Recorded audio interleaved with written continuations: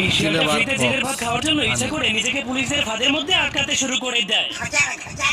কিন্তু সে হাজারো চেষ্টার পরেও নিজেকে সেই ফাঁদের মধ্যে আটকাতে পারছিল না। তবুও সে হার না মেনে অনেক কষ্ট করে নিজের লেজটাকে সেই ফাঁদের মধ্যে ঢুকিয়ে দিয়ে মরে যাওয়ার নাটক করতে শুরু করে দেয়।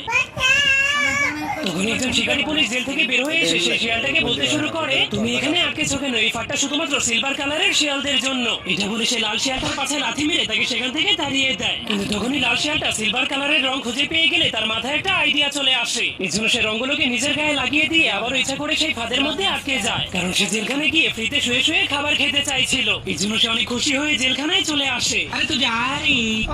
কিন্তু তখনই বাকি সব শিয়ালেরা তাকে বলতে শুরু করে, এখান থেকে পালিয়ে যাও, না হলে পুলিশেরা তোমাকে মেরে ফেলবে। কিন্তু সে ফ্রিতে খাবার খাওয়ার লোভে পড়ে কারো কথাই বিশ্বাস করে না। উল্টো সেই শিয়ালটাকে বলে, তোমার সাহস থাকলে আমাকে এখান থেকে বের করে দেখাও। এই জন্য সেই শিয়ালটা তার দাঁতের সাহায্যে একটা লোহাকে কামড় মেরে চাবি তৈরি করে ফেলে। এরপর 9টা